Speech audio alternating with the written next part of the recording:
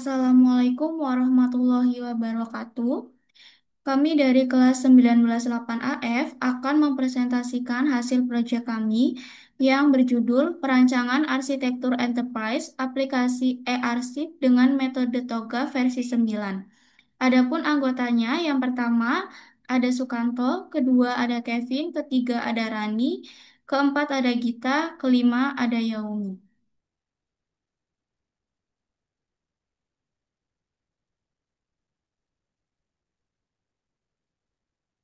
Latar belakang. Perencanaan yang matang sangat diperlukan dalam pengembangan TI agar dapat secara optimal mendukung pencapaian tujuan organisasi.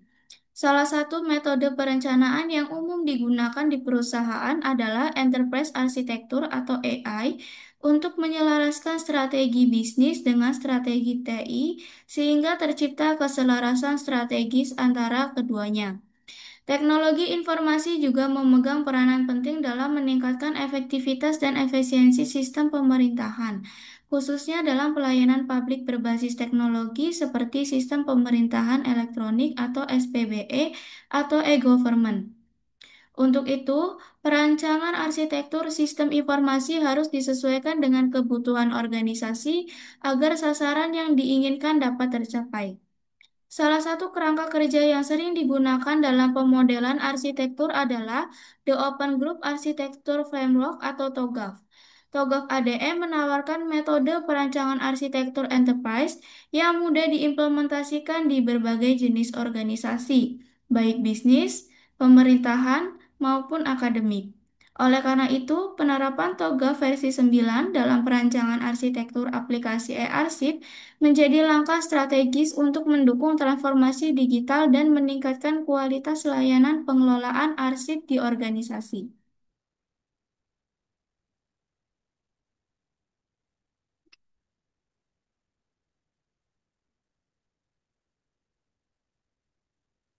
Adapun tujuannya, yang pertama, untuk dapat menggambarkan penyajian arsitektur enterprise pada dengan menggunakan metode Toga versi 9 di aplikasi e-arsip. Dua, sebagai tugas ujian akhir semester 8 pada mata kuliah Enterprise Arsitektur. Adapun manfaatnya untuk menambahkan wawasan mahasiswa mengenai enterprise arsitektur pada aplikasi e-arsip. Arsitektur enterprise adalah konsep yang menjelaskan bagaimana organisasi merancang sistem untuk memenuhi kebutuhan bisnis dan teknologi demi mencapai visi dan misi. Framework AI memiliki struktur logis yang memandu pengembangannya dan tersedia dalam berbagai jenis, masing-masing dengan karakteristik khusus. TOGAF atau The Open Group Architecture Framework adalah salah satu framework AI yang paling umum digunakan, dikembangkan oleh The Open Group sejak tahun 1995. TOGAF menyediakan metodologi lengkap untuk perencanaan, pengembangan, pemeliharaan, dan penerapan arsitektur enterprise. Metode ADM atau Architecture Development Method di dalam TOGAF bersifat iteratif dan didukung oleh best practice serta aset arsitektur yang dapat digunakan kembali. Selanjutnya, fase preliminary. Pada tahap preliminary phase, dilakukan identifikasi prinsip-prinsip arsitektur yang dilihat dari segi bisnis, data, aplikasi, dan teknologi pada organisasi. Pendekatan yang digunakan adalah metode 5W1H. Yang pertama, what? Aplikasi e-arsip adalah sistem digital untuk menyimpan dan mengelola arsip. Kemudian why dikembangkan untuk meningkatkan efisiensi, keamanan, dan kemudahan akses arsip. Kemudian who digunakan oleh pegawai atau admin yang bertanggung jawab terhadap arsip digital. Kemudian where diterapkan di instansi pemerintah berbasis web agar dapat diakses online. Kemudian when digunakan saat proses pengelolaan atau digitalisasi arsip berlangsung. Yang terakhir how menggunakan teknologi yang aman dan antarmuka yang mudah digunakan. Kemudian tabel prinsipal katalog yang menjelaskan prinsip-prinsip arsitektur berdasarkan kategorinya. Yang pertama, business principles. Aplikasi dirancang untuk mengoptimalkan proses pengelolaan arsip agar cepat dan tepat. Yang kedua, data principles.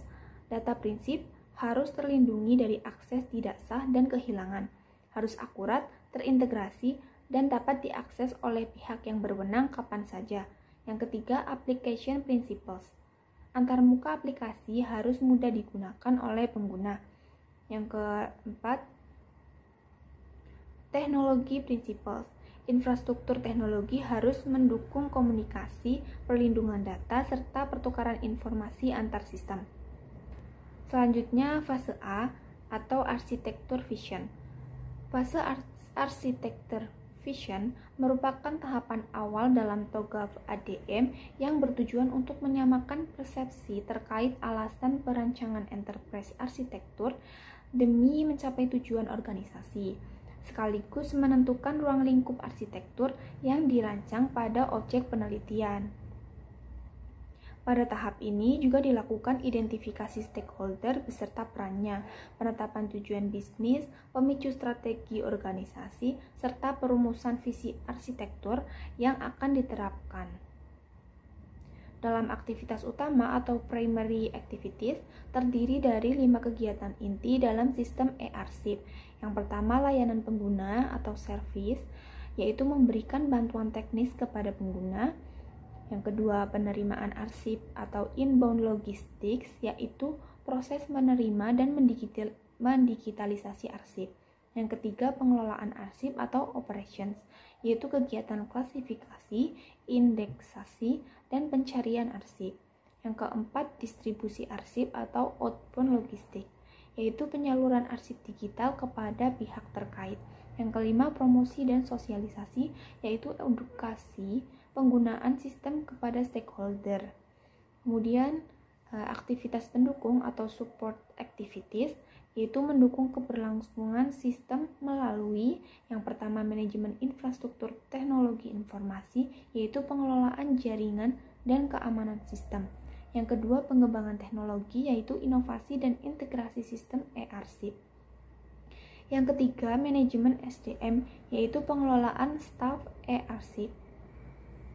Yang keempat, pengadaan dan juga vendor, yaitu pengadaan perangkat dan kerjasama vendor. Selanjutnya, fase B, yaitu bisnis arsitektur.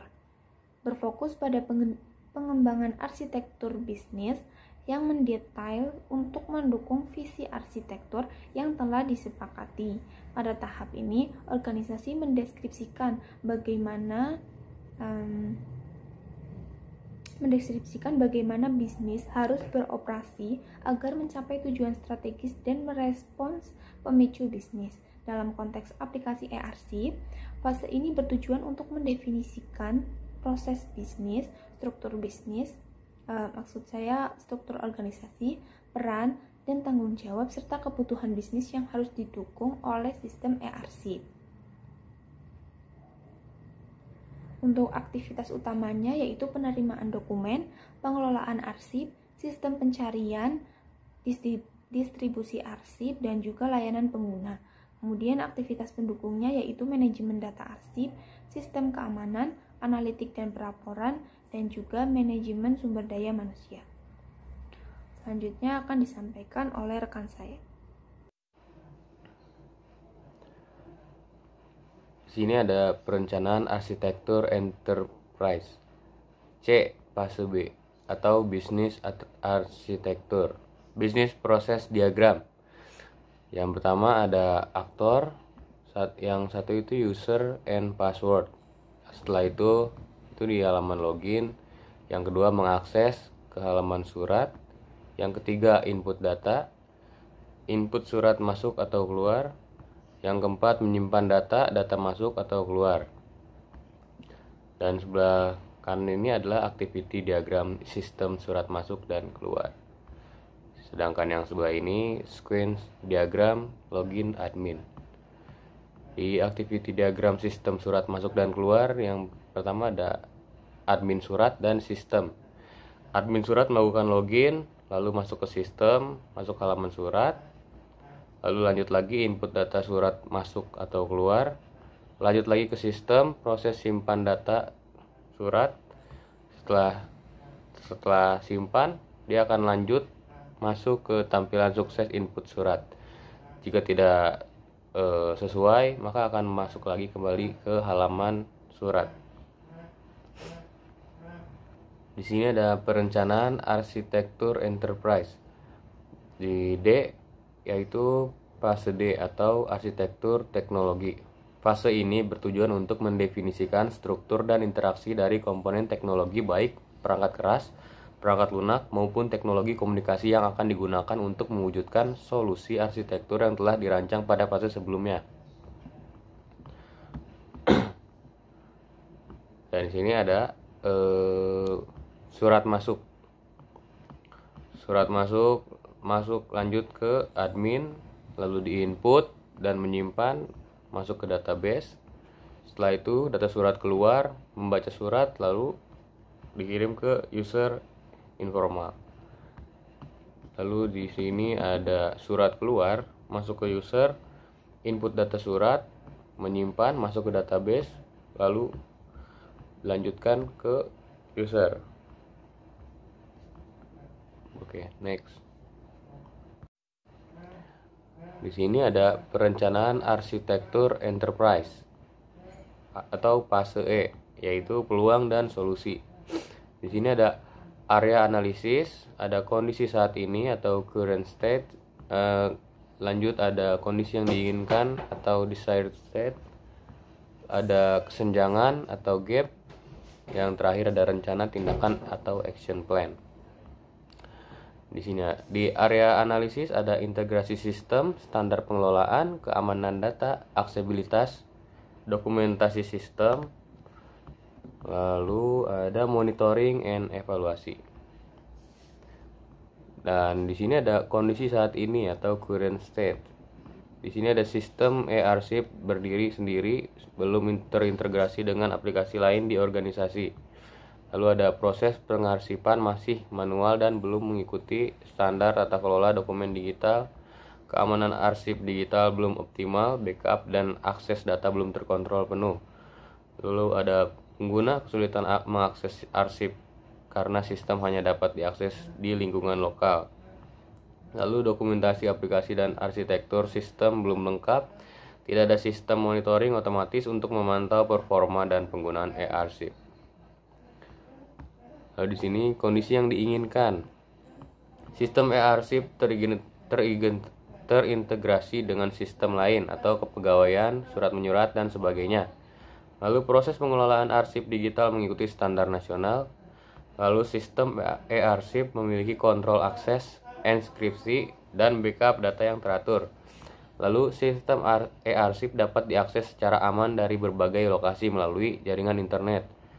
Lalu tidak tersedia dokumentasi lengkap tentang aplikasi arsitektur dan prosedur pengelolaan. Lalu sistem monitoring dan evaluasi berjalan otomatis dan menghasilkan laporan berkala. Di sini ada kesenjangan, kurangnya interoperabilitas dan pertukaran data antar sistem. Belum ada standar dan SOP pengelolaan arsip digital yang baku, risiko kebocoran data dan kehilangan arsip akibat kontrol keamanan yang lemah, akses terbatas dan tidak fleksibel bagi pengguna, kurangnya dokumentasi menyebabkan kesulitan dalam pemeliharaan dan pengembangan sistem, sulit mengidentifikasi masalah performa dan penggunaan sistem secara real time. Dan yang terakhir ada rencana atau tindakan, action plan, yaitu merancang API dan middleware untuk integrasi serta melakukan migrasi bertahap ke platform terintegrasi. Lalu menyusun dan menerapkan SOP pengelolaan arsip digital sesuai standar nasional atau internasional.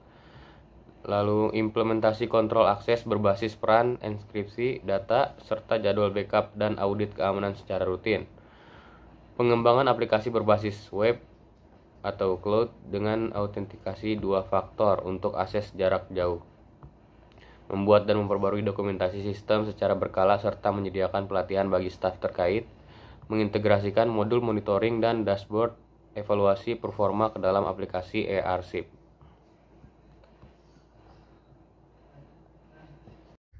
Selanjutnya ada fase F, yaitu arsitektur teknologi. Ada langkah, deskripsi, dan tindakan utama Yang ke-1, analisis kebutuhan dan tujuan. Deskripsi menentukan kebutuhan bisnis dan tujuan utama migrasi seperti efisiensi pengelolaan arsip, penerapan teknologi baru, serta peningkatan keamanan dan aksesibilitas dokumen. Tindakan utamanya evaluasi sistem lama, tentukan tujuan migrasi atau efisiensi dan teknologi baru. Yang kedua, penilaian infrastruktur TI, memastikan infrastruktur yang tersedia mampu mendukung sistem e-arsip yang baru. Tindakan utamanya evaluasi perangkat keras dan perangkat lunak, identifikasi kebutuhan, peningkatan infrastruktur.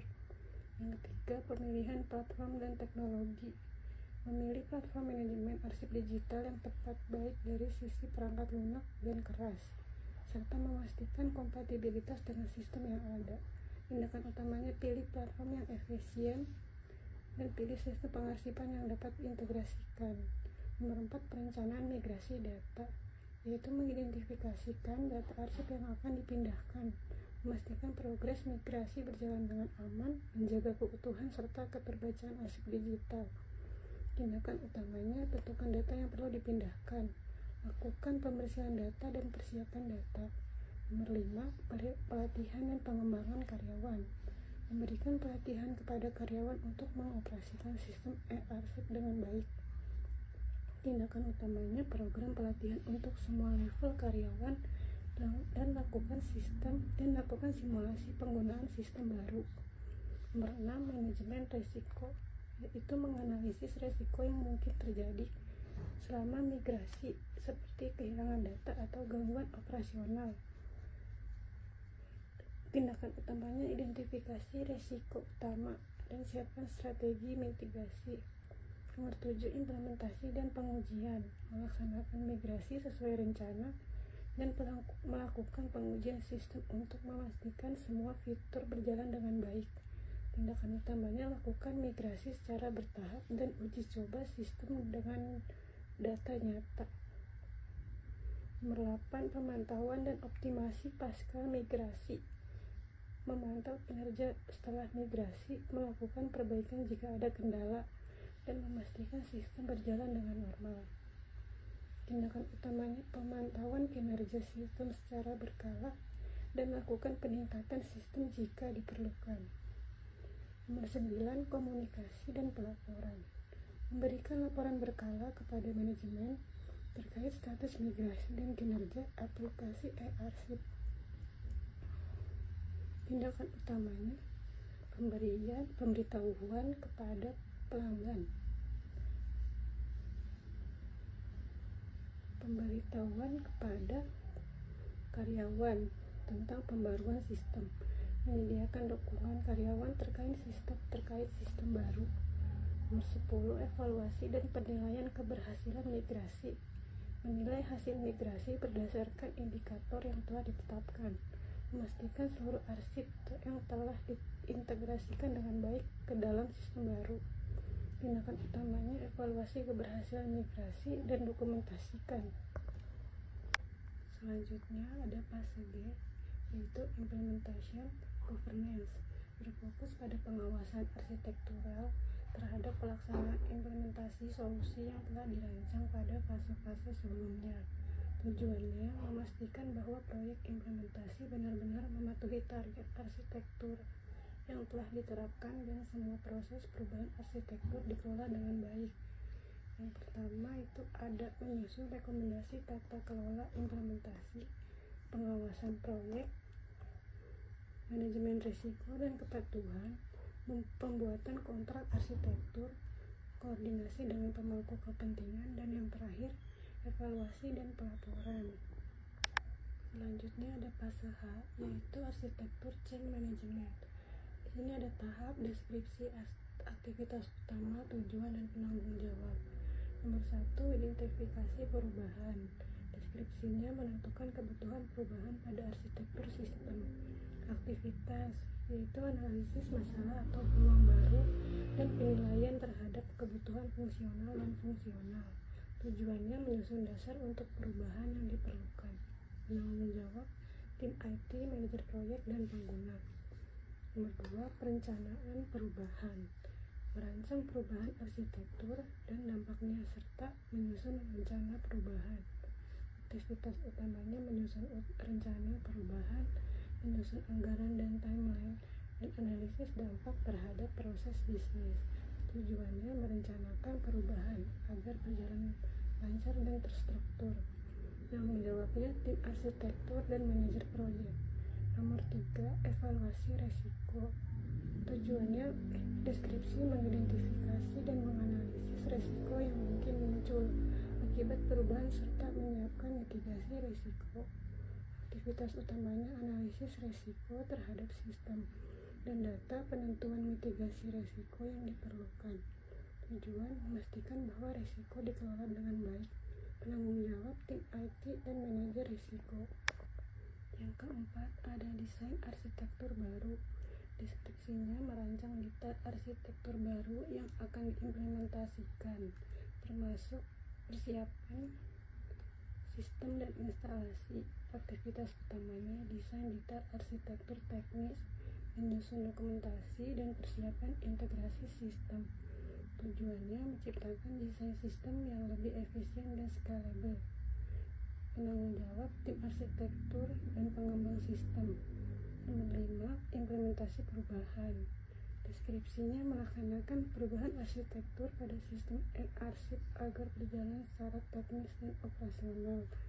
Aktivitas utamanya pengujian sistem baru, instalasi dan konfigurasi komponen baru, pembaruan perangkat lunak. Tujuannya menerapkan perubahan secara teknis dan operasional. Penanggung jawab tim teknis, pengembang, dan administrator. Selanjutnya akan dijelaskan oleh rekan saya.